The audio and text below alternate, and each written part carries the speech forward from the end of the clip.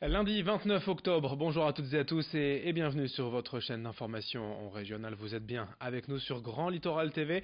Et voici sans plus attendre vos prévisions météo du jour et dans la région tout simplement un temps couvert et froid. Aujourd'hui les nuages vont dominer toute cette journée. Aucune éclaircie n'est prévue aujourd'hui ou sinon de très rares, très improbables éclaircies dans l'après-midi près des côtes de la Manche. Partout la grisaille sera au rendez-vous en ce début de semaine avec des températures froides. Seulement en 6 degrés cet après-midi à Saint-Omer, 7 à Dunkerque, 8 à Calais et à Boulogne. On a frôlé les gelées cette nuit dans les campagnes. La météo, bien sûr, les prévisions complètes. On en reparle après ce journal. Dans cette édition, on évoque tout d'abord le passage à l'heure d'hiver. Ce week-end, les horloges à reculer d'une heure, du sommeil en plus, la nuit qui tombe désormais plus tôt. Nous sommes tous habitués à cela depuis plus de 40 ans, mais récemment, la Commission européenne a tranché sur la question et c'était peut-être la dernière fois que nous avions à passer ainsi à l'heure d'hiver. Explication en plateau avec Idil Gunaï. 2 fois par an, c'est un rituel incontournable. Il faut avancer ou reculer sa montre d'une heure, une habitude qui dure depuis 1975. Les Français y sont habitués, mais y sont-ils favorables? Nous vous avons posé la question. J'y trouve pas une grande utilité. Je pense que j'y vois pas un grand intérêt en fait. Je comprends pas trop et je trouve que c'est fatigant et l'hiver. En habitant dans le Nord, malheureusement, on a l'impression de voir moins le soleil et du coup d'être plus fatigué. Enfin, c'est mon point de vue perso. Moi, je veux que l'heure, elle ne change pas, quoi. Elle reste comme elle est. C'est beaucoup mieux. C'est ridicule de changer les heures. Je suis contre parce que ça dérègle pas mal de trucs. Les enfants, les personnes âgées, les animaux sont tous déréglés avec ces changements d'heure où on ne sait jamais non plus comment faire. Un avis qui va dans le sens de celui de la Commission européenne. Elle a récemment annoncé la fin du changement d'heure après une grande consultation citoyenne menée cet été en Europe. 84% des sondés ont opté pour la suppression du changement d'heure. Mais un problème se pose, l'uniformisation, car ce serait aux États membres de déterminer l'heure qu'ils souhaitent garder. Il serait alors possible d'avoir une heure de décalage à seulement quelques kilomètres de distance, notamment entre Halluin et Menin, près de chez nous, ou encore entre Brédune et La Panne, une situation que les nordistes ont connue dans les années 70. La Commission européenne espère tout de même que les pays se coordonnent. Si le Portugal ou la Pologne semblent privilégier l'heure d'été, la Finlande ou encore les Pays-Bas choisiraient plutôt l'heure d'hiver. La France, quant à elle, ne s'est pas encore positionnée. Elle a encore jusqu'au mois d'avril pour le faire. L'information sur le littoral, c'est à Calais ce week-end l'ouverture de China Light au cœur du parc Saint-Pierre. Un événement lumineux comme vous le voyez sur ces images, une exposition de lanternes en tout genre créée par 40 artistes chinois. China Light est ouvert chaque soir, le mercredi au dimanche, tous les jours également cette semaine pendant les vacances de 18h à 21h30. Et tous les soirs donc un spectacle est organisé proposant de la danse, des performances artistiques traditionnelles chinoises, de quoi en prendre plein les yeux et se transposer en Chine l'espace d'une soirée. C'est jusqu'au 6 janvier prochain donc au parc Saint-Pierre à Calais. L'entrée est à 12 € pour les adultes, 9 € pour les enfants de 7 à 17 ans et c'est gratuit pour les moins de 7 ans. Écoutez les impressions des premiers visiteurs ce week-end à Calais.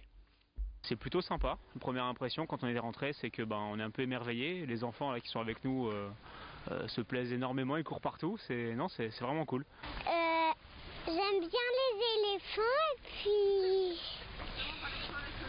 j'aime bien les lumières à l'intérieur.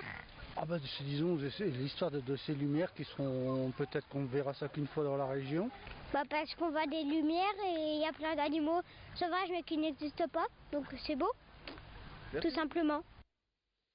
Dans cette édition également, quelques images du récent partenariat mené entre OVH et RTE à Gravelines. L'hébergeur internet nordiste continue son développement à travers le monde, mais ici aussi dans la région avec ce data center où travaillent une cinquantaine de salariés. Avec RTE surtout, OVH compte assurer la constance et la qualité de son approvisionnement énergétique. Car l'opérateur ne peut pas se permettre de subir des baisses de tension ou même pire, des coupures de courant. Depuis quelques mois, OVH à Gravelines est ainsi le premier data center directement relié au réseau THT très haute tension.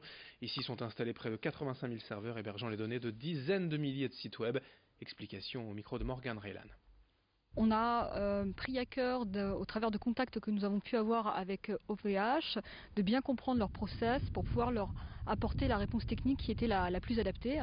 En l'occurrence, comme vous pouvez le voir juste derrière moi, elle a consisté en fait en l'ajout d'un pylône qui a été ensuite raccordé à l'installation électrique existante. C'est une fierté à plusieurs titres. Comme vous l'avez souligné, c'est effectivement le premier data center que nous avons pu raccorder dans les Hauts-de-France. Ça, c'est le premier point. Puis le deuxième, RTE a une mission de service public. En permettant ce raccordement, on joue sur l'emploi local. Et voilà, enfin, on assure pleinement cette mission de service public qui nous est dévolue. La Toussaint qui approche et comme chaque année les ventes de chrysanthèmes et de pomponnettes par milliers dans les jardineries. Ici dans cette exploitation de la région, il s'en écoule près de 15 000 pots en cette période. C'est tout simplement près d'un tiers du chiffre annuel pour cet horticulteur, ce qui fait de la Toussaint l'une des périodes évidemment les plus importantes de l'année. Après quand même le printemps et notamment la fête des mères. Cette année d'ailleurs le printemps et l'été ont été chauds et secs, les plantes ont donc demandé davantage d'eau et ont bien grossi. Les calibres sont donc plus importants que les années précédentes, mais les prix eux sont restés les mêmes selon ce producteur. Quelles sont les meilleures ventes? Au micro d'Idil Gunay. Cette année, comme les années précédentes, on a de plus en plus de demandes sur le Tokyo, donc c'est-à-dire la fleur plate en grosse tête de chrysanthème ou en pomponnette en trio, donc c'est-à-dire on va mélanger 3 boutures pour avoir un mix de pomponnettes et de couleurs. Donc là, comme cette année, les personnes voient qu'il ne va pas avoir de gelée au moment de la Toussaint, donc ils privilégient le chrysanthème traditionnel, donc c'est-à-dire la grosse tête qui elle est généralement plus sensible à la gelée, tandis qu'à la pomponnette on peut avoir des gelées blanches, ça ne bougera pas. Donc cette année ils ont regardé plus ou moins la météo, on va avoir un rafraîchissement mais pas de gelée en vue. Donc on est plus sur de la grosse tête actuellement.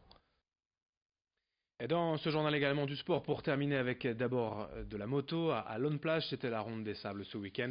Et une victoire sans appel pour le nordiste Milko Potisek qui prend bien ses marques devant ses concurrents belges à 3 mois de l'Enduropal. Du basket également, avec 2 défaites pour les clubs du littoral en Jeep Elite. Le SSM Le Portel s'est incliné à Chalon-Reims 82-70 et le BCM Gravelines Dunkerque a perdu à Strasbourg 90-84. Il y avait du football et également avec la Coupe de France, le 6e tour ce week-end. Ça passe pour les clubs de la région, Boulogne, Dunkerque, l'AS Marc, l'US Saint-Omer ou encore Gravelines qui joueront donc le 7e tour. Dans un instant, vos prévisions météo complètes et un nouveau journal d'ici 8 minutes dès le prochain quart d'heure. Merci de votre fidélité. Très belle journée à toutes et à tous sur Grand Littoral TV.